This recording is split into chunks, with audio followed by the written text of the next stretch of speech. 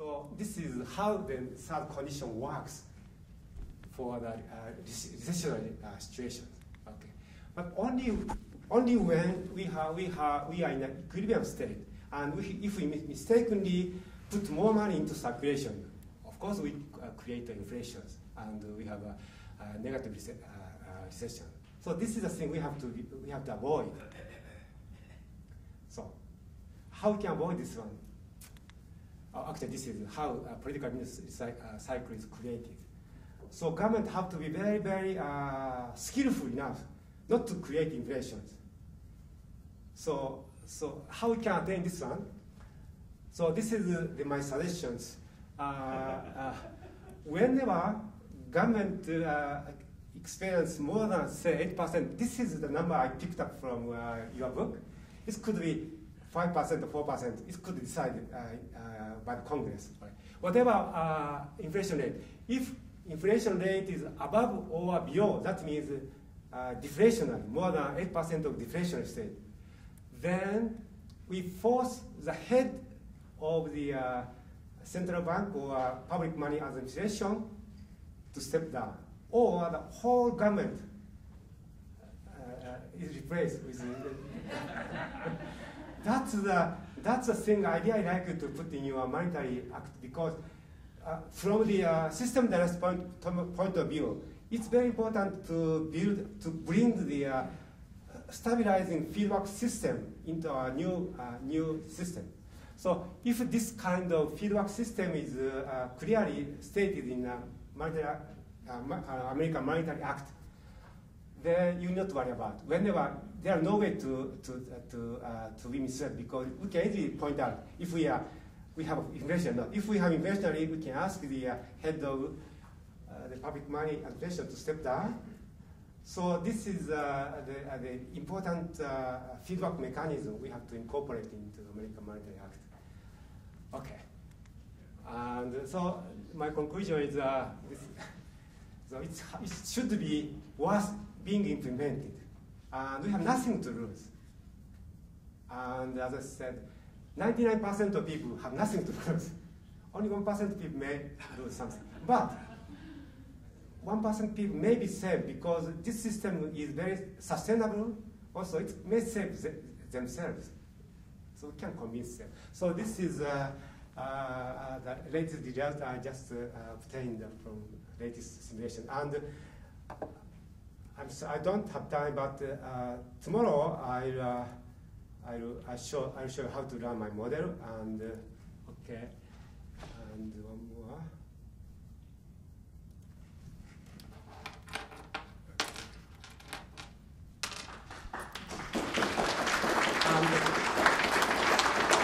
Tomorrow,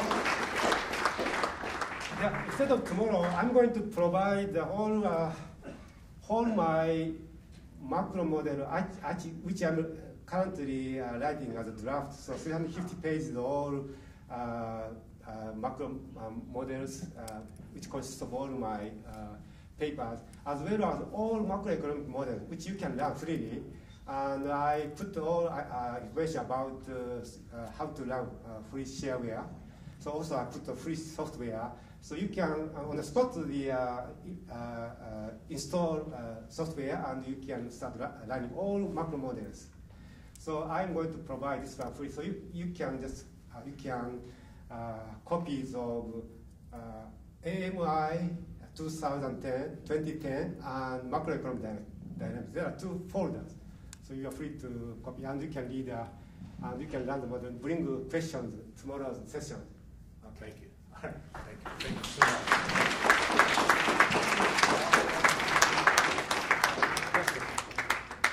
Can you take some questions if we have any? Any questions? Economists first, because while it's fresh in their mind. No economists with questions? Here. Oh, thank you. I think I'd better first point out to those who aren't economists that the model we've seen is, unlike 99% of economic models, with the rest of them all tend to work in equilibrium all the way through, and they don't have systems dynamics concepts at all. So this is something which Jay Forrest and a group have been trying to bring it to economics for 30 years against the resistance of economists who just don't want to imagine that the economy is ever out of equilibrium when the reality is it's never in it. So congratulations. The one thing I differ on, and we talked about this beforehand, is the actual underlying mechanism of money creation in your model is still the money multiplier concept, which empirically is not the way money is currently created. So I'd look forward to seeing you revising the model to have endogenous money creation as part of that and see how the system behaved in that situation. Okay. Well, my model is still a kind of more a simple stage of development. It's not fine-tuned yet. But good thing is we can bring any ideas to this model, and any assumptions, any conditions we can put into this one. Then we can create better models. And currently I'm developing a Japanese macroeconomic based upon this one. If you are interested in developing American macroeconomic, I can provide all my model and you can bring data and you can run the simulation. A good thing is this software have all optimizations. So whenever we put all data, software itself can find out the optimal values to fit into the data. So it's, in a sense, it's open to any ideas. Tommy Gregory with the Agriculture Department.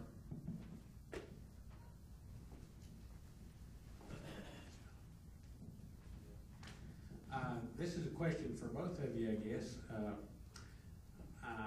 My question is, was there ever a time when the creation of money actually followed the fractional reserve? You know, I went to a beginning economics or banking textbook, and it had that in there as the way it was created. This textbook was about 35 years old.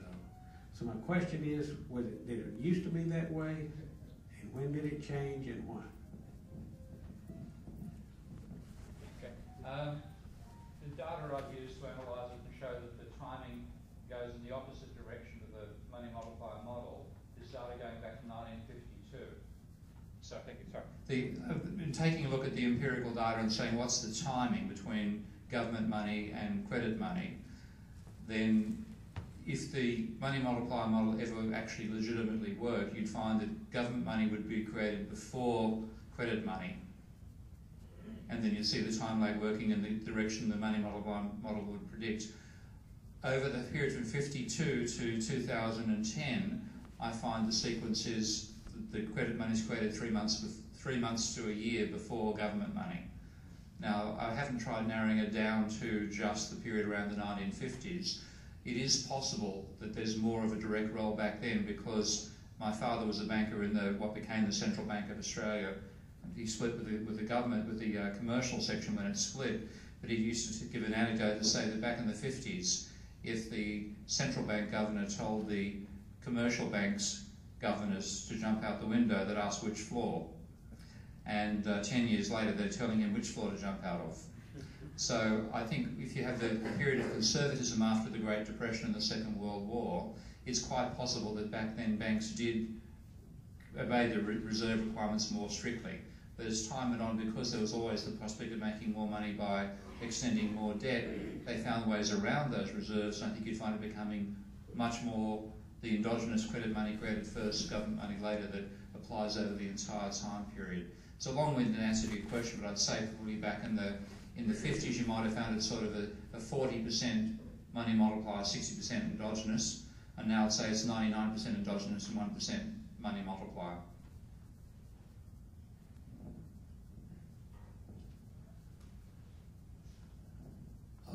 Dr. Kuma?